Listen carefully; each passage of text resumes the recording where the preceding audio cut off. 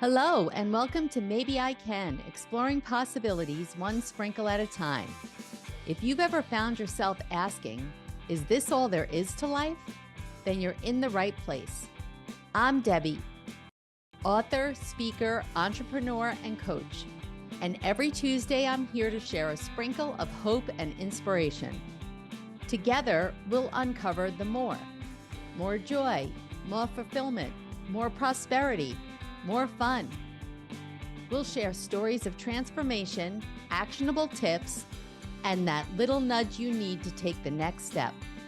So let's embark on this journey of discovery and say, maybe I can, to a life filled with more. Ready to find out? Let's get started. The Maybe I Can show starts now. Hello, everyone. Welcome on this sunny, very sunny, beautiful early fall day. At least that's what it's like here in New Jersey. One of those days that I don't know, wait for, live for. You know how there's like these top 10 beautiful days of the year, like those perfect days? Well, that's today.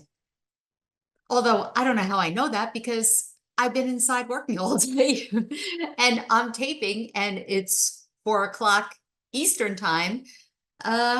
So maybe I'll make it outside. Anyhow, I digress. So today you're just stuck with me. Maybe that's why I digress, because I don't have a wonderful guest this week to chat it up with, but I will next week. And my guest next week will actually be someone who embodies what we're going to be discussing today. And the topic for today's show is a sprinkle of resilience. So let me ask you, have you ever lost a job, had health problems, relationship issues, lost a loved one? Heck, have you had any challenge in your life? I'm guessing if you're a human, the answer to that is yes. And if you're listening to this today, I'm kind of betting that you not only survived that challenge, but possibly you've also maybe grown and learned from that. Because, I think to me, part of resilience, and I think we don't even realize when we're in the thick of the challenge, I don't even think we realize until we look back and see the impact of that challenge and how it has forced us to grow in some way. And I think so many of us, when we look back on most of our challenges, most of them, and actually, as I was preparing for this show today, and I'll share this with you a little bit later, sorry, Yogi, I knew I was going to step on him. As I was preparing for this show today, I was thinking about some of the stories that I was going to share. And one of the stories I might share a little later is something, and I thought to myself, that's one where I wouldn't want to go back and relive, because I think for most of us, and for most of the things in my life, I look back on them now. I don't want to go back and live through that again. Yet I wouldn't go back and change anything, because now looking back, I can see what that taught me and how I grew from that. Heck, if I hadn't been through all of my life's challenges to date, I wouldn't be talking to you now. And nothing would have ever made me think that I would be the person talking to you about being resilient. Because as a young girl, I think I've mentioned this, not only was I a fraidy cat, I was scared of everything. And from an early age, I was bullied about my weight. And, I was not that person who was ready to stand up to the bully. I was not that person who was ready to take challenges head on. I mean, some kids are those kids, and that was not me. I was always grabbing onto my mother's leg, hiding behind her, As a matter of fact, I think one of the first challenges really that I faced, other than being bullied as a child, was something that I probably manifested because as a little girl, one of the things I worried about was having my parents get divorced. I don't recall my parents fighting. I don't recall me having any reason to worry about this.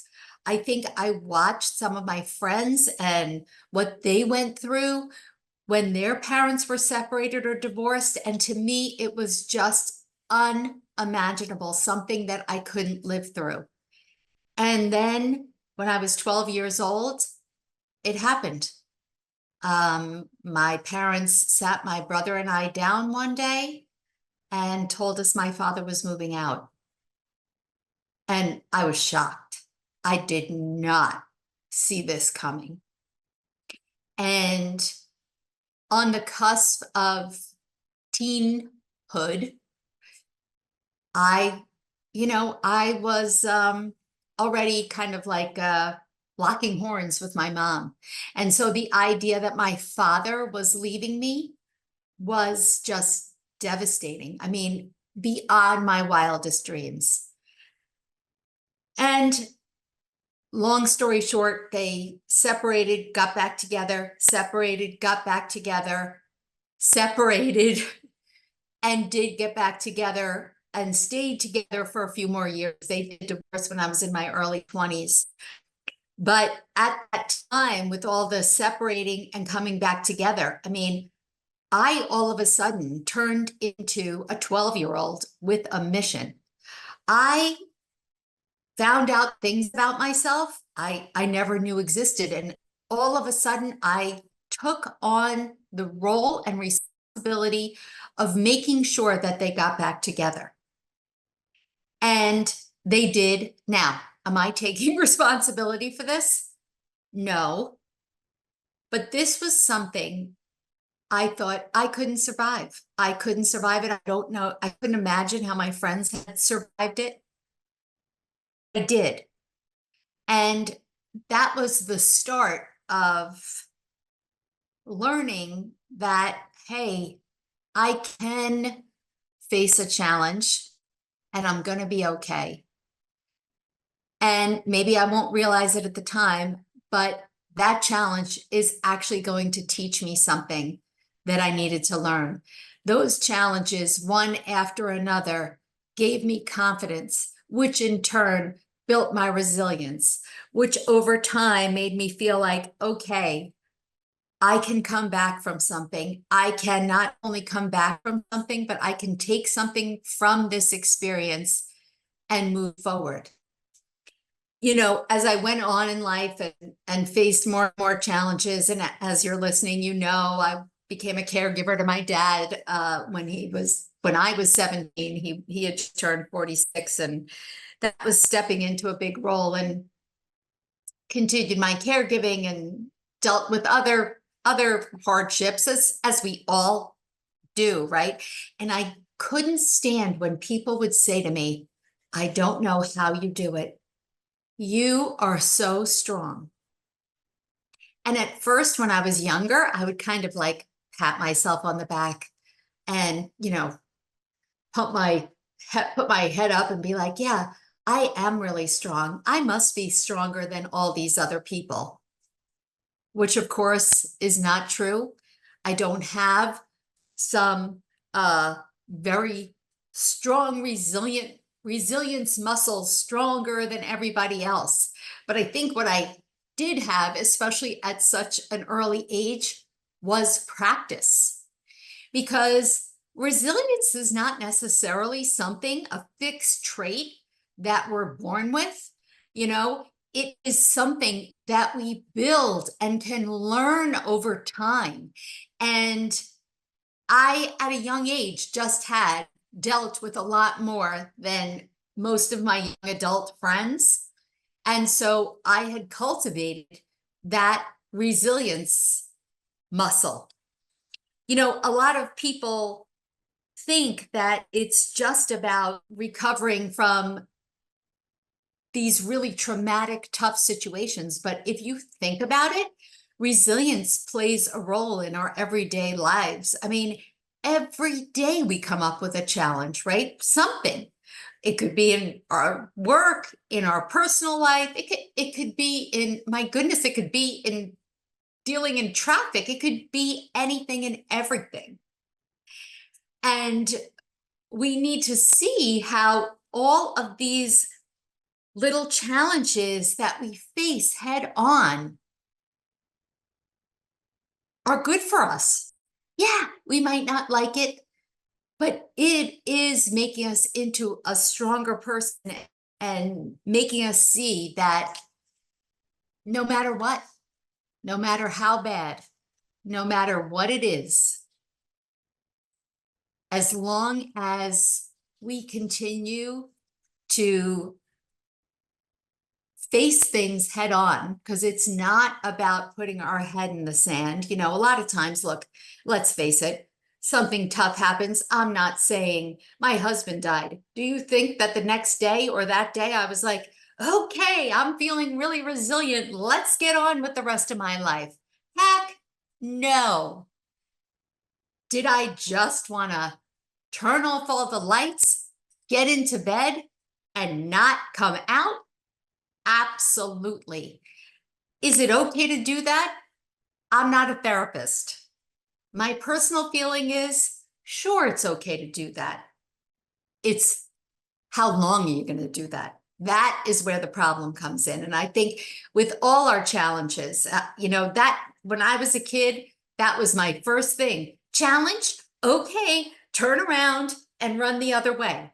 I remember in high school when there were payphones, and because there weren't payphones in like junior high and elementary school, but in high school, if I knew, oh gosh, seventh period, I'm going to be in an uncomfortable social situation because, you know, Kim, and I'm making Kim up, Kim is in my class and she's mad at me and I don't want to face her. I get on the payphone at lunchtime. Mom, you got to come pick me up. And I either tell her the truth or make up some story, which she was on to me. She didn't believe. And she'd say, sorry, Debbie, no, you have to go face it. And I hated my mother for it in those moments. But of course, now I'm grateful because she taught me that I can't avoid, and we can't avoid our challenges. We have to face them head on. And keep in mind that, you know, it's kind of like resilience is associated also with that psychological mindset thinking, right? Where, and I've talked about before, the two different types of mindsets, the growth mindset and the fixed mindset. And the fixed mindset being, this is who I am. I can't change anything. I'm a victim. This is my life. And that's that. With the growth mindset, knowing that you're evolving, that you are looking for opportunities, growth opportunities, and knowing that these challenges are something that you do have to face because through them you will grow. You know, even it has been linked, resilience and our health. There's a link to both our mental and physical health because resilience reduces your stress, right? The more experience we have at facing the challenge head on, and even if we don't succeed or we don't think that we're succeeding in that moment, it doesn't make a difference because just by facing the challenge, win or lose, we've succeeded and we have grown. So the more we have that, the easier it is. The next challenge that we face is to be able to take a breath, know that we are going to be able to handle whether we like it or not, because most times we're not going to like it, but we'll be able to handle it. And then, of course, that in turn, it also improves our immune function, believe it or not. So what's the story that I was going to tell you? The story that Mm. But I'm looking back, this is one I would not want to relive, and I don't think this was necessary, but you know, life throws these curveballs at you. So, my husband in June of 2022 was diagnosed with MDS, which is a form of blood cancer. For him, there was no cure. However, prior to that, he had had a lot of other health issues, but also had mental health issues and had suffered from anxiety and depression. Didn't really realize the extent of that mental illness. And in May of 2022, this was a difficult thing. I actually, you can't, it's hard to explain. It's another whole episode. You can't involuntarily commit someone, but basically I did get him to agree to go into a mental health unit at our local hospital. And he was there for a week, and he came out a completely different man. I mean, oh my goodness, just hopeful, optimistic, had a great attitude about therapy, which, you know, therapy was just something that he kind of wasn't for him. He was never successful at and didn't see the value, at least not for himself. And all of a sudden, he was the star student in his groups that he attended once he came home. And I got to tell you, for the first time in years, because again, his anxiety and depression were really weighing the whole family down without really realizing what was happening in the moment.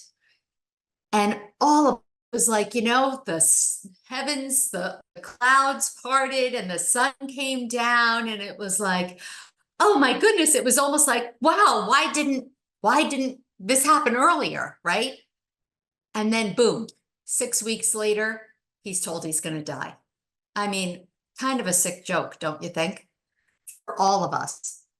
And in the beginning, for about a month, he had a good attitude, as good an attitude as anyone can have.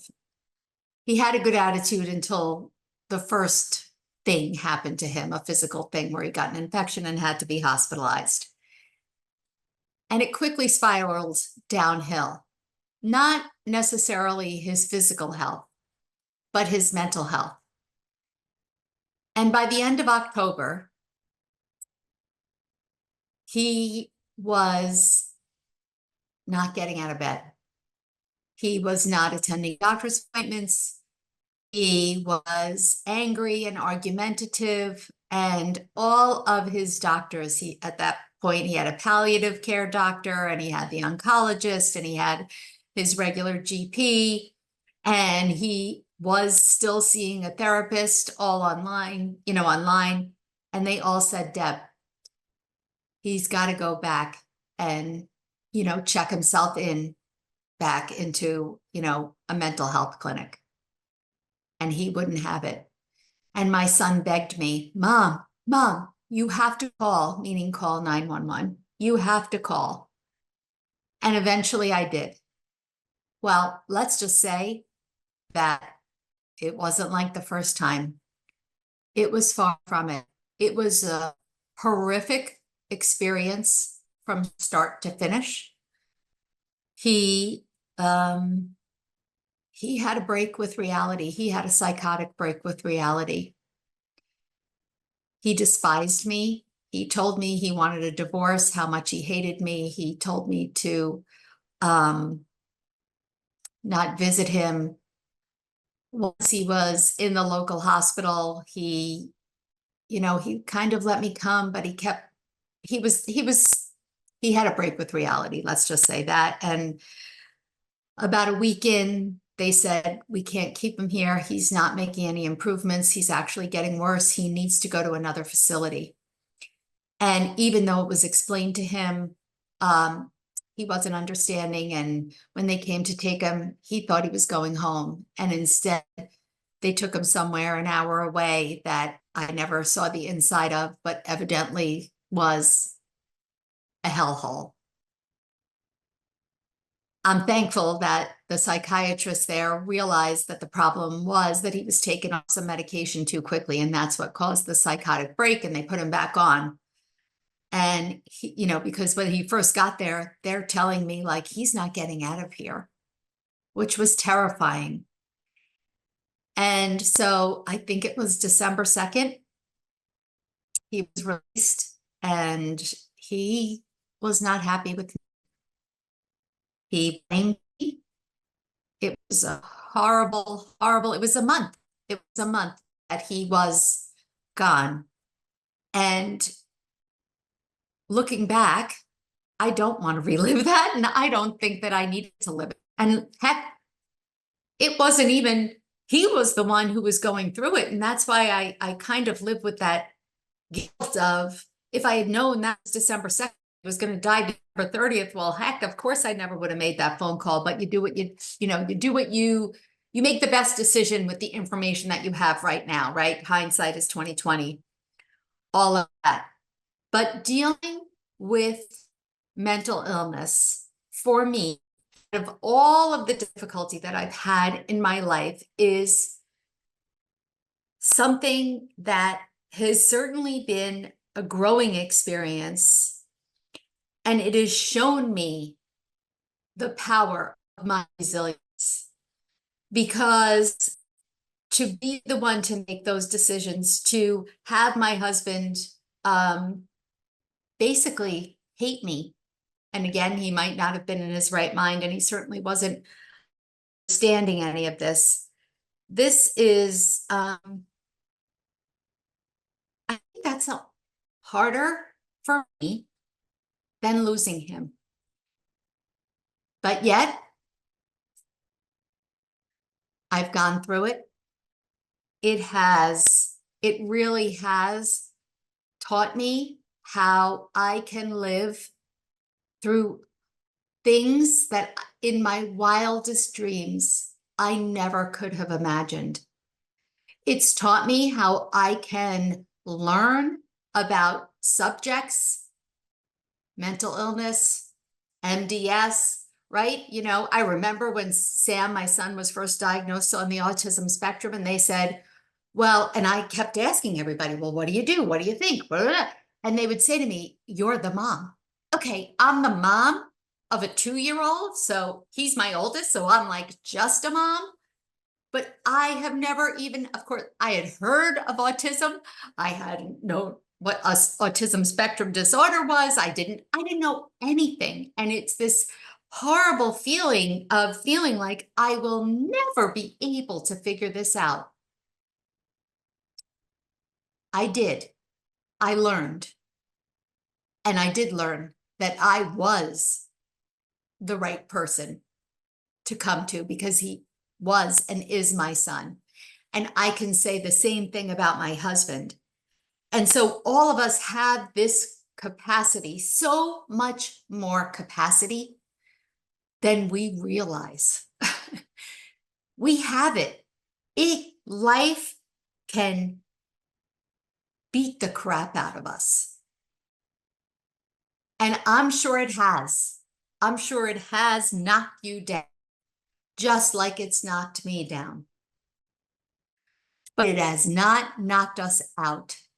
And you and I have learned through resilience to get through these things. In the beginning, when I first lost Gary, when he did die, you think and again, doesn't have to be the loss of a loved one. You think you'll never learn to live through the pain. You'll never survive the next day, the next minute, right? The next minute, literally. But we do. And then we begin to tackle one at a time. And we realize, okay, it's in these small steps. We can do it. Once again, I've rambled and I don't have enough time, but there are ways to build resilience. And so let me just ramble some of them off to you so that give you something to think about. Taking care of yourself. Self-care is, gosh, it is the key to everything. It really, really is. And for my majority of my life, I was under the ridiculous impression that it was selfish, but it's not, because when we do care for ourselves, that gives us the capacity to help others to deal with our challenges better, right? When you are not taking care of yourself, you don't have that frame of mind, your stress level is through the roof, and that makes it difficult to be resilient. It makes it difficult to face the challenges. It makes it difficult to not want to stay in bed all the time. So the number one rule is to take care of yourself. And I need to do a whole episode on self-care. Note to self, I'm going to do that sometime in September, because I believe I read somewhere that September might be Self-Care Awareness Month. Don't quote me on that. I'm going to check it. So get back to me. I'll get back to you on that. TBD, we'll be talking more about self-care and the different forms that it comes in. For me, and I've discussed it, I've found really journaling very helpful, writing out your feelings, whatever's on top of mind, open up a blank piece of paper or computer, whatever it is, and just write it out. And be grateful. Gratitude, it comes back to gratitude. Even though you're facing challenges, times could be really, really tough, there is always something to be grateful for. And especially when we're in those challenging times, having a support network around you is so important. So important, especially, those that you know and trust. And it could be a professional as well as family, friends, support groups. And, you also, a tool is to learn to be flexible and adaptable, because if you go into a challenging situation only thinking it's this way or the highway, you're going to be in a lot of trouble. Okay. So with that, let me leave you with actually a quote, my own quote that I pulled from my upcoming book, The Sprinkle Effect, from chapter 12, A Sprinkle of Resilience. And here it is. Remember, you are capable of more than you think. With each new challenge you overcome, you will not only survive, but also thrive. Don't forget it. You're resilient. You got this. And I can't wait to talk to you again next week. Thanks for spending part of your day with me here on Maybe I Can, exploring possibilities one sprinkle at a time. It's been great having you, and I hope you're leaving with a spark to light up your journey to more. Remember, every big change starts with a single maybe. If you're ready to kickstart that change but not sure where to begin, I've got just the thing for you. Head over to download my free guide, The One Critical Step to Kickstart Change, and take that all-important first step. Let's make those maybes into reality one sprinkle at a time. Catch you next Tuesday at 4 p.m. Eastern, 1 p.m. Pacific, with more stories, tips, and that extra push you might need. I'm Debbie saying goodbye for now, but always remember, maybe, just maybe, you can.